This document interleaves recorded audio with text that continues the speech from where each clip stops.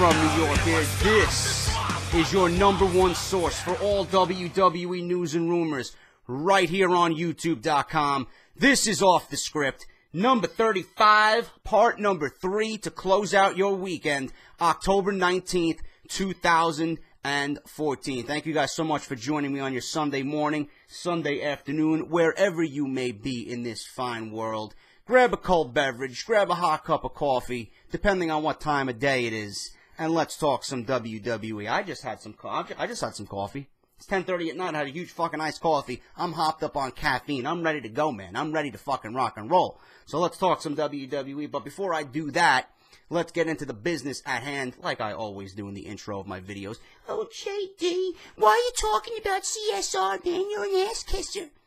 Oh, well, man, get used to it. I've been doing it for fucking months now. If you guys don't know who they are, Chair Shot Reality at WrestleZone.com. LeBar, Eisenberg, Ghoulish. Go check those guys out. The #1 talk show on the internet when it comes to professional wrestling, spreading the reality of the wrestling business. If you guys don't know who they are, shame on you. They got their 250th episode coming up with special guest Vince Russo on November 7th, 2014. That'll be here before you can snap your fucking fingers. Get ready for it. It's going to be epic. But if you don't know who they are, their links are in the description of this video. WrestleZone.com, Chair Shot Reality. They are also on YouTube. Go and check those guys out. Subscribe. They got exclusive content that they only post on their YouTube page that you're not going to find on WrestleZone.com. Go over there, show them some love, tell them JD from New York sent you over there, all right? And if you guys want more Justin LeBar as well, links to all his social media are in the description down below. Number 2, if you guys missed my Off The Script yesterday, Dudley Boys, WWE, in talks for a return in 2015. I got the exclusive details that no one has reported yet on YouTube.com in the YWC. I got exclusive news on the Dudley Boys and WWE, possibly for a return in 2015. This would be epic news for the tag team division in WWE. So if you missed that, link is down below for part 2. If you guys missed part 1 as well, link is down there as well for part 1. So if you missed parts 1 and 2, go check that out right after you check out this episode for part 3. Number 3, Joe Cronin Show. Go show some guys some support. Go show him some love after the fucking terrible week he had here on YouTube. Bullshit with his channel. YouTube fucked him over. And he could certainly use all the love and support from everybody collectively to make him feel a little bit better, right? So if you guys don't know who Joe Cronin is, one of my guys on here, okay? I don't know him too long, but I got his back. That's all you need to know. If you guys want additional wrestling content, go over to Joe Cronin Show on Twitter and YouTube and go check him out. Monday Night Raw reviews, pay-per-view reviews, fucking great and vast knowledge of the wrestling product. Go show him some love and subscribe and follow him on Twitter if you have not done so already. And finally, my guys over at WrestleRumble.com. You guys want to put your knowledge to the test on a shitty fucking pay-per-view called Hell in the Cell on Sunday, 1 week away. You guys want to win some money, then WrestleRumble.com is for you. I'm going to be entering, no doubt. I want you guys to do the same thing. Go over to WrestleRumble.com. Hell in the Cell Pick'em is going to be taking your names and information. They're going to be emailing you all the info when the polling is available. This is your opportunity to win cash money. First prize is $500 cash. Second prize, $100. Third prize, $50. Fourth and fifth place, you get a free t-shirt from ProWrestlingTees.com. So go over to WrestleRumble.com. Give them your information. They'll email you all the information when the polling is open and put your knowledge to the test and guess the winners of Hell in the Cell. I'm doing it, and I expect you guys to do it as well. Let's have some fun. Let's put our knowledge to the test as professional wrestling fans for Hell in the Cell, guys. It's going to be fucking fun. Go over there and show those guys some support as well. Now, got that all out of the way. Thank God. I didn't think I was going to make it. But I got news. You guys are here for the news. Let's get right into the news. The headline of this video, Randy Orton, John Cena headlining Hell in a Cell. I don't know why. I don't know why, man. This, to me, is bullshit. This is fucking bullshit. This is the story for this one, and I don't believe it. I really don't believe it. When you got Ambrose and Rollins, that is your money. It's your money maker. It's been your money maker for most of the fucking summer. I don't understand it. But WWE has decided to do John Cena and Randy Orton inside fucking Hell in the Cell that nobody fucking cares about. Nobody wants to see Orton and Cena, man. We've seen it how many fucking times? What's the difference? What is going to be the difference if they're inside a fucking Hell in the Cell? I don't get it. I don't get it. But this past Monday on Raw, John Cena lost the contract on a pole match to Dean Ambrose, setting up the Hell in the Cell matches for the pay-per-view of the same name. Okay? Get it. Now, but a report claims, despite losing that match, Cena will still main event the show. I don't understand that one. Cena's a loser. He lost to Dean Ambrose, but he still gets main event billing? I don't understand that one, but let's read on. PW Insider says the current main event penciled in for Hell in the Cell will be John Cena vs. Randy Orton inside the demonic structure. This will go forward. First of all, it's not a demonic structure anymore, not in the PG era, I'll fucking tell you that. This going forward will be the headliner as opposed to the highly built Dean Ambrose-Seth Rollins program. While some would refer to the card as featuring a double main event, it appears the plan is to have Cena and Orton finish the show off. Why? I don't have any fucking clue, okay? The two last closed a card with their TLC match in 2013. They also were the last match to go on before the Royal Rumble in January. Ambrose and Rollins will still receive prominent billing on the show and will still occur within the structures of the cell. However, it appears WWE still have plans to feature its established veterans as the final match. Now, this is what needs to happen. WWE still has time. WWE still has time here to fucking make the right decision. Ambrose and Rollins should be the main event. Plain and simple. Plain and simple. Okay? This is where the veterans need to take a step back and realize what is best for business. John Cena and Randy Orton really need to look up and down this pay-per-view card, up and down this fucking show in general, okay? And realize, you know, what would be the better main event? Would it be Rollins and Ambrose, who had a feud brewing before the summer even started and now is in its closing stages? Or a Randy Orton-John Cena match that makes no fucking sense to begin with? We've seen it 1,000 fucking times. What's the difference if it's not in a cell or in a cell or in my backyard, in my fucking bathroom, in my living room? What's the fucking difference? What is the difference? Nobody cares. They barely had anything to do with each other up until about a month ago. Okay? They've crossed each other's path here and there. They were in a fatal four-way. They were in Money in the Bank. Who fucking cares? Okay? Why are they feuding? Why are they feuding? I don't understand it. Because they have nothing else to do. WWE creatively has nothing else for Randy Orton. Okay, let's put him with John Cena. But WWE, Triple H, Stephanie, and Vince McMahon really need to take a look at this. Randy Orton and John Cena should do the same thing. You want to send the crowd home miserable? Most of the crowd, anyway. You know, when Cena and Orton fucking take the stage at Hell in a Cell, I know I'm not going to fucking care about it. I'm going to be fucking passing out. Or you want to fucking generate excitement. You want to fucking boost the morale of Seth Rollins and Dean Ambrose closing Hell in a Cell pay-per-view inside Hell in a Cell. When I'm sure both of these guys, young enough, probably grew up watching Undertaker, Mick Foley, HBK, Triple H, Stone Cold, all inside Hell in a Cell. And now they're performing at the pay-per-view inside that same match that I'm sure they grew up watching. Do you know what that would do for a young guy in the business? That would be fucking phenomenal. We all know the match is going to be fucking epic. We all know the match is going to be a fucking classic. We know Rollins and Ambrose are going to deliver. So why not put them on last? Close the show and send people home fucking happy. You know, leave people in awe as that pay-per-view goes off the air. Holy shit, man, what the fuck did I just see? That's what I want, man. That's what I want out of a pay-per-view. Randy Orton versus John Cena. What am I going to be doing? I'm barely going to be getting through a fucking review here on YouTube.com. I'm going to be grabbing my fucking pillow, passing out as I talk to you guys in front of this fucking microphone and camera as I give a review to close the show. That's what I'm going to be doing. So, WWE's money right now is in Rollins and Ambrose. They put all this fucking time and effort to build this program. Meanwhile, they're going to close the show with Randy Orton and John Cena simply because they're the most established stars in the company. It doesn't make any sense, man. All parties involved should really take a step back and just look at what they're doing. It is the wrong decision. Rollins and Ambrose should close the show at Hell in a Cell. Simple as that. If you don't believe me, if you don't agree with me, then obviously you don't have a fucking brain. Simple as that, okay? Now, speaking of Randy Orton, it's no secret WWE feels they are dealing with some major roster depth issues right now. Vince McMahon has been working to add some star power to the top of the card as he feels he has accepted that the current crew is probably the weakest they've been in 10 years as far as overall star power goes. Whose fault is that? Only you, Vince. You have no one else to blame but yourself. I've noted before how Randy Orton hasn't been happy about his role, and those issues continue to arise. It was said that Orton wasn't happy with getting the loser of John Cena Dean Ambrose match at Hell in a Cell. Orton is reportedly still asking for more time off as well.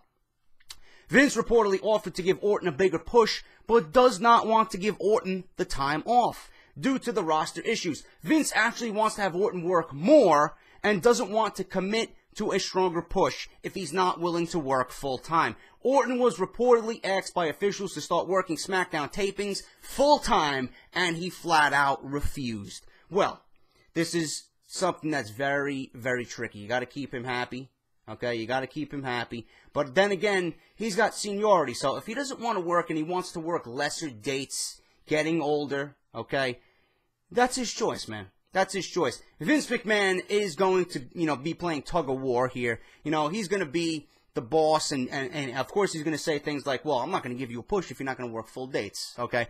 I don't know how Orton feels about that. I don't know how this is going to end. But in the end, Vince needs to keep his guy happy. Orton has to have some level of fucking loyalty and respect to the company that's signing his paychecks as well. So, I don't know. This is a very sticky situation. Orton wants time off, but he's unhappy with his push. Vince wants to give him a push, but he wants Orton to work more dates and a full-time schedule. It's a very sticky situation, so if I hear anything more regarding this story, I will definitely let you know about Randy Orton here on Off the Script. Moving on. It has been noted in recent WWE Live events and reports that NXT champion Adrian Neville, one of my top guys I'm looking forward to make a main roster debut, he has been receiving bigger pops from the main roster crowds. WWE officials have also been taking notice that Neville has received much praise backstage. Only a good thing. He's receiving bigger pops from the crowd because he's got those moves. People want to see those babyface moves, the high-flying aerial moves. He moves around quick. He's swift in the ring. He knows what he's doing. He's got the look of a fucking athlete. People like that, man. They don't want these juiced-up guys anymore. These big guys, 6'5", 400 pounds, muscle. That's not what I want to see wrestling for, man. That's not what I want to see on my TV. I want to see guys like Neville, Breeze, Zayn. I want to see Cesaro, Ziggler, Bryan, Punk, guys like that, guys that stature, guys that size. That's my type of WWE, man. When I was growing up, Perfect, Tito Santana, Bret Hart, Owen Hart, Shawn Michaels. Those were my guys, man.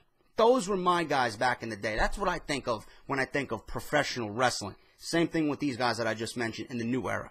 All right, so Adrian Neville receiving bigger pops from the main roster crowds. Officials are, pleased that he's receiving a lot of praise backstage. Only a good thing for the NXT champion. WWE NXT stars The Ascension should be called up to the main roster any day now, as they have WWE toys coming out. If I can find those toys, I'd probably purchase them myself. There is already an Ascension set ready to be released for the WWE toy line from Bridge Direct. All right, if you guys don't know what that is, I don't know what it is either. I'm sure you can find those toys on Amazon.com. Moving on. TNA news for you TNA goons out there. TNA is negotiating with a name that will reportedly shock people.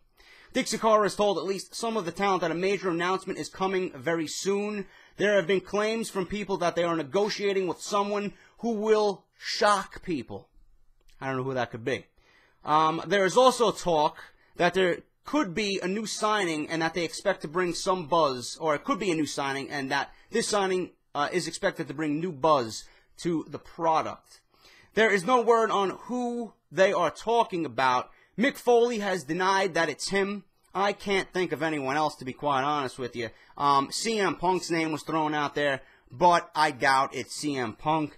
TNA talent has been told that the company will be back up and running on January 7th. The date has been reported before. Of course, nothing happens if they don't finalize their TV deal. As noted in recent reports, the networks in play are Velocity, CMT, and WGN. There is one other, but that has not been confirmed as of yet. In regards to this story, okay, if it's not Punk, I don't care. I mean, can you honestly fucking care? If it's not Punk, why would you even announce that it's going to shock people? Keep your mouth shut. Get your product right. You did enough fucking damage with TNA over the years, Miss Dixie Carter. There's no reason to come out and say you got a name negotiating with the company that's going to fucking shock people. Number one, get a TV deal in order, then get your roster straight, okay? And then worry about everything else that falls in line. If it's not CM Punk, I don't care. These people don't care, okay? There's no one else besides Punk, or it could be Kurt Angle. I don't know. But from what I see and what I've read, this may be Dixie Carter blowing smoke up people's ass, okay? You can't be making claims like this and try to generate a buzz. It doesn't work that way, all right? Present us who this guy is, and then we'll make a decision on if we like it, if we're going to be more interested in the product or not, okay? If it's not Punk, I don't fucking care. Plain and simple. It could also be Kurt Angle making a return to the company. I doubt it would be a name that's going to shock people since he's been on TV for the majority of this year, but I don't know. Okay, but if it's not Punk, nobody cares. In regards to recent reports about Kurt Angle and a WWE deal, the word is that if Triple H's decision to offer him, it was Triple H's decision to offer him that full-time deal. WWE was not interested in bringing him in for a part-time gig. As noted before, WWE was not looking to bring Angle back at all. Dave Meltzer of the Wrestling Observer newsletter speculated that if the reports are true about WWE offering him a full-time deal, then it might just be WWE's way of saying no, because they know he can't pass a physical, and they know he turned down going on the road full-time. The feeling is that Kurt Angle will be staying with TNA for another year. He's got a part-time offer from them already on the table. Angle also wants to continue expanding his acting career and is headed to Los Angeles for meetings and several auditions. WWE would be smart to give this man a part-time deal. I doubt it. I doubt it at all. This may be Kurt Angle and WWE kind of trying to swerve the dirt sheets and the internet rumors, but I hope he comes back to the WWE. I've been mentioning Kurt Angle a lot here. I would love to see him back on WWE TV. I'm sure you guys would as well. Let's all hope that he does sign a deal part-time with the WWE. There's no reason for him to go back to TNA at all. The Brie Bella, Nikki Bella segment was cut from Raw when the script was redone. That happened on Monday Night Raw, right? The original idea based off WWE TV was that the winner would have the rights to the Bella name. The idea has either changed or they decided to hold off that stipulation for a later match. I could see both of them having an issue with it since they're not as marketable without the Bella name. Going under the name Brie or Brie Bryan doesn't work well for Brie Bella. As of this week, the stipulation is that the loser has to become the other one's bitch. That's how it was said on WWE.com. It also looks like we'll get Ziggler versus Cesaro, Goldust and Stardust versus the Usos for the tag team titles, and AJ Lee versus Paige for the Divas title. Nobody gives a fuck about Brie and Nikki Bella. I don't, you don't. And Hell in a Cell looks like a glorified Monday Night Raw on the WWE Network. That's all I got to say about that. And finally, Justin Roberts was indeed informed of his WWE departure after last week's Raw in Atlanta. He was informed by his superior, Kevin Dunn. There's a feeling now that Lillian Garcia will start doing Raw, while Eden will be doing ring announcing for SmackDown. Byron Saxon's name was also mentioned as he may be doing some ring announcing coming up. Speaking of Roberts, there was talk amongst fans at Raw on social media last week, or this week rather, that Roberts was seen yelling at Michael Cole during the Dolph Ziggler vs. Randy Orton match. A fan noted that Roberts also flipped off Cole during that match. As noted, WWE chose not to renew Roberts' contract. That's why he was let go.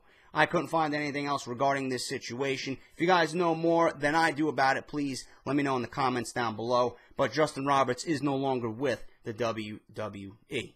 And that closes your weekend, guys. Off the Script number 35, part 3 is in the books. I will be back on Monday Night Raw review on Tuesday. I'm off on Tuesday, so you guys should get that bright and early on Tuesday morning, all right? So look forward to that. If you guys missed any of my previous videos, links are down below. If you're not following me on Twitter, @JD from NY206. If you're not subscribed here, what the fuck are you waiting for?